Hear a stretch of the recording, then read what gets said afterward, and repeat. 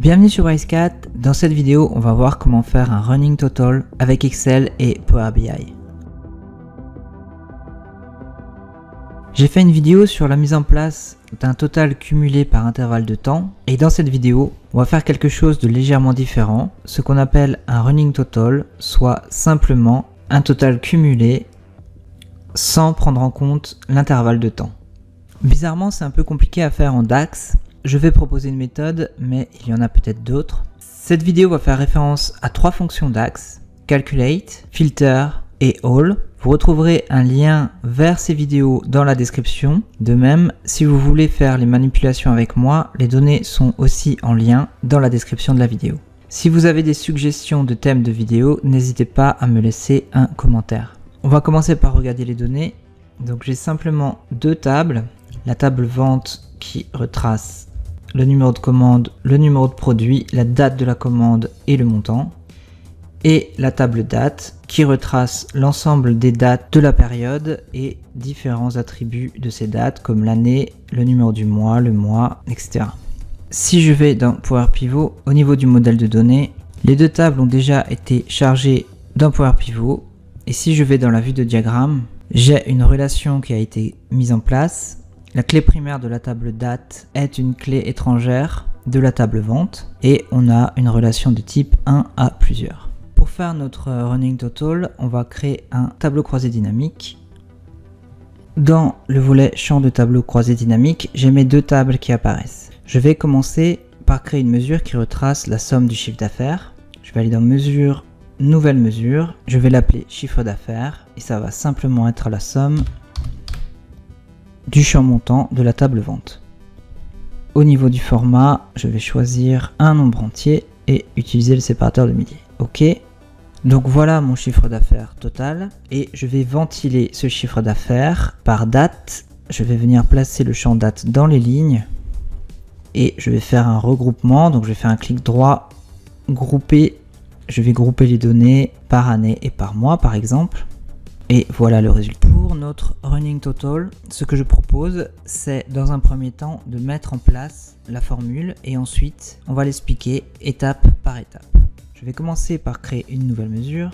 On va utiliser la fonction calculate pour venir modifier le contexte de filtre actuel du tableau croisé dynamique. Le contexte de filtre actuel est une répartition par année et par mois. Donc je vais utiliser calculate. L'expression va être la mesure chiffre d'affaires, c'est la mesure que nous souhaitons évaluer. Point virgule, deuxième argument, le filtre. On va ensuite appeler la fonction filter pour établir un filtre sur la table date. Mais on ne va pas vouloir que ce filtre se fasse par année et par mois, ce qui est actuellement le cas dans notre contexte de tableau croisé dynamique. Et pour effacer ce contexte, on va utiliser la fonction all. Je vais venir placer ma fonction all ici pour effacer le contexte actuel de filtre du tableau croisé dynamique. Je ferme la parenthèse, point virgule pour passer au deuxième argument de la fonction filter. On va établir notre filtre selon l'expression suivante. On prend toutes les dates de la table date. Donc ici, on a toutes les dates de la table date grâce à la fonction all, peu importe le contexte de filtre du tableau croisé dynamique. Donc c'est-à-dire du 1er janvier 2019 au 31 décembre 2020. Donc prends toutes les dates qui sont inférieures ou égales au maximum de la date qui cette fois est placée dans le contexte du tableau croisé dynamique. C'est-à-dire que pour la première ligne, ici au mois de janvier, je vais avoir comme date maximum le 31 janvier. Ici je vais avoir toutes les dates de la table. Mais toutes les dates de la table qui sont inférieures au 31 janvier, ça va être toutes les dates inférieures au 31 janvier. Pareil par exemple pour mars. Ici la date maximum va être le 31 mars et donc j'aurai toutes les dates de la table date inférieures au 31 mars. Je ferme la parenthèse alors une fois, deux fois, trois fois. Je vais vérifier la formule. A priori ça marche. Au niveau du formatage, je vais choisir un nombre entier. OK. Voilà ma mesure et voilà le résultat. J'ai bien un cumul qui s'opère sur l'ensemble des lignes du tableau croisé dynamique. Ok, on va essayer de décomposer la formule. Alors comme on l'a vu, cette partie de la formule va renvoyer la date maximum selon le contexte du tableau croisé dynamique. Je vais en faire une mesure pour vous montrer ce que ça fait. Donc voilà ma mesure, je vais venir la placer dans le tableau croisé dynamique. J'ai un peu foiré mon formatage, mais on voit qu'ici la date maximum est bien le 31 janvier, le 28 février, le 31 mars et le 30 avril, etc. Et ici, grâce à la fonction all, le filtre s'établit sur toutes les dates de la table date. Alors ce que je voulais encore vous montrer, c'est qu'est-ce qui se passe si on fait cette formule sans utiliser la fonction all.